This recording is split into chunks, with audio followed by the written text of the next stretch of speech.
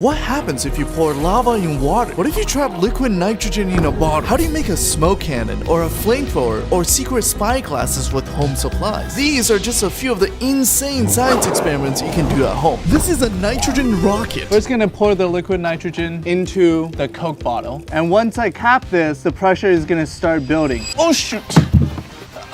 Yeah. Oh my gosh, that's so tall.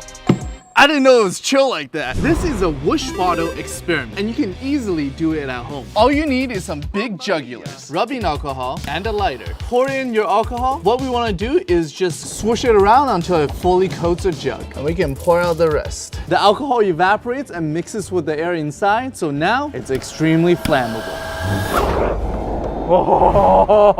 Now that's a whoosh! These are secret spy glasses, and it's really easy to make. Grab an old LCD screen and cut off the top polarizing layer. Then there will be left a nasty layer of glue that you need to scrape off. Now when you turn on the monitor, all you'll see is white. To reveal the image, simply place a polarizing layer over the screen. Now attach this polarizing layer to some frames, and you have secret spy glasses.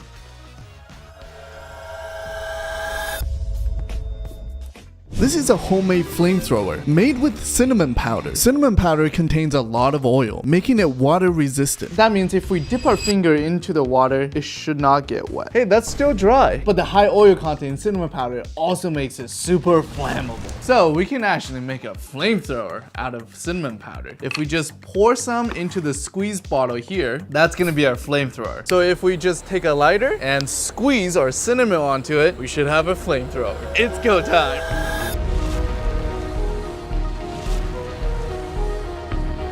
Oh, yeah.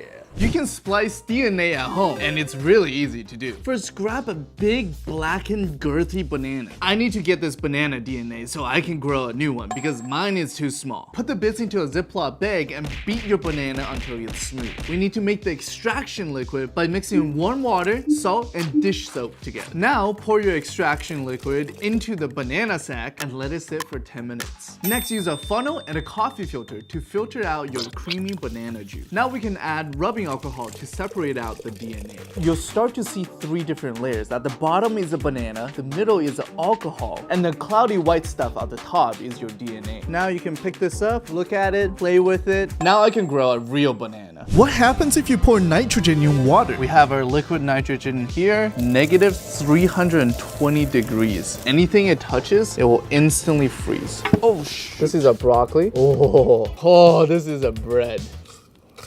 Yummy. We are now pouring the liquid nitrogen into the pool. This will create a massive smoke effect.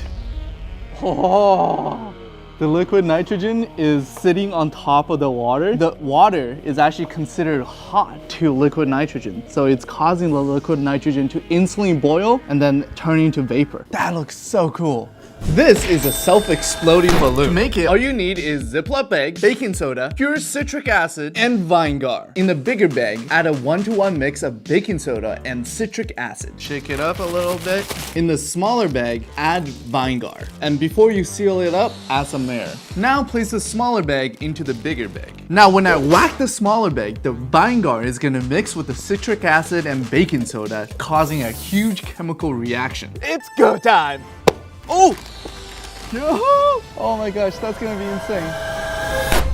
Oh, it busted. This professor risked his life to prove a scientific theory. But what is it? So I've recreated the experiment at home to test if it's real. It's called the conservation of mechanical energy, meaning If I let go and give it a push, the weight should come back further than where it started. Now that's pretty dangerous. But if I don't add an outside force like a push, then the kinetic energy should stay the same. It will come back but not have enough energy to go past the initial starting point. And I'm willing to bet my life on science. If this goes wrong, I'll probably end up with a few broken teeth. It's go time!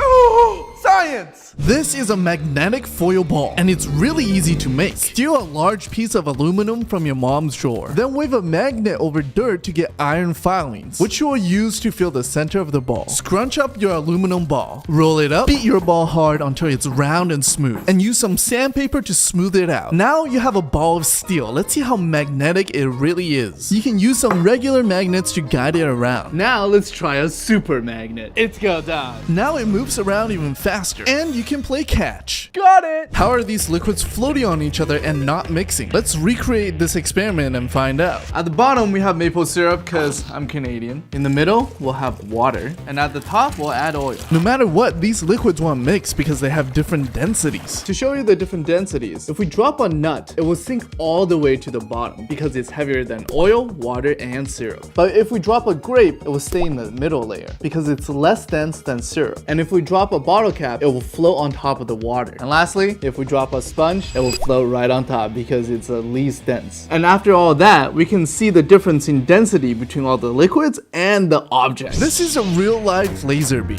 While it looks like something out of Star Wars, it's really easy to simulate. So here's the setup. We have a 5 milliwatt laser. In front of it is a fan that we're able to control the speed of. And in order to see everything properly, we had to fog up the place with a fog machine. Believe it or not, this is not special effects. It's all done in camera, only because we have a perfect match between the shutter speed, the laser, and the fan speed. So now it looks like the laser beam is going through my hand. This chemical reaction looks like magic. There's no editing trick. It's purely a kinetic reaction. To make it at home, first pour 120 milliliters of water into a container. Crush your vitamin C into a fine powder. Then measure out 500 milligrams and mix it with your water. Once it's all mixed, add 12 milliliters of iodine. And you can instantly see the iodine color instantly disappear. We'll leave this aside and start mixing our second solution. Add 40 milliliters of boiling water and add 200 milligrams of cornstarch and mix it well. Now mix in another 100 milliliters of hydrogen peroxide. By now, you should be feeling like Walter White because both of our solutions are done. Now we just have to mix the two liquids back and forth, and then they should instantly change colors after a while.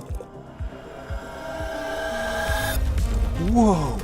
This is a homemade lava lamp. All you need is baking soda, vinegar, vegetable oil, food coloring, a tall cup, and a flashlight. First, feed thick spoons of baking soda into the cup. This is what will power our lamp. Next step is to oil up and fill up the entire cup with oil. Now in a separate glass, mix vinegar with some food coloring. Once we pour in our vinegar, it should start to power the lava lamp. This works because the vinegar is reacting with baking soda, which is making the liquid bubble and circulate. Ooh, so cute. This is a homemade smoke cannon. Smoke rings look cool, but smoking is bad. So here's how to blow smoke rings safely. First, cut a water bottle near the top, since it's more solid than the squishy bottom. Next, cut off the top of a balloon. Stretch it out real good. So now you can easily wrap it around the bottle. To make smoke, put a few matches on a piece of foil and roll it up with a pencil. Fold the top of the foil and take the pencil out. So when you light the tip, smoke can only escape from one side. Our bottle is now filled with smoke. Tap the back to make smoke rings. This is instant snow. To make it, all you need is distilled water and sodium polyacrylate, which is found in diapers. This material can absorb 800 times its own weight in liquid. And when you add some water, it forms a snow-like structure. Now let's try on a bigger scale with more sodium polyacrylate.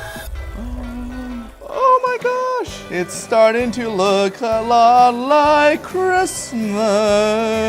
I feel like Elsa. it's time to experiment with something new. We got Cook Unity. This is something new you gotta try. It's the first chef-to-you meal delivery service. They have over 70 chefs that cook all types of cuisines, from Italian to Indian. Each week, you can select from 7 different dietary filters, including vegan, paleo, and gluten-free. Meals are delivered fresh, never frozen. This is a medium steak. You usually don't get that in pre-prepared meals. And the menu rotates every week, so there's always something new to try. Subscriptions are super flexible. You can pause, skip weeks, or cancel anytime. Some meals I got this week are Mission-style chicken burrito by Jose Garces, adobo flank steak by Ainat Admoni, and the meatballs with Parmesan polenta by Lupo Lefebvre. The steak one's definitely my favorite. I love how fresh and tender the meat tastes. I love CookUnity because all the meals are made from whole food. And the meals are cheaper than if you order takeout. If you want to try a box for yourself, go to cookunity.com/HafuGo50 or click the link in the description and use HafuGo50 at checkout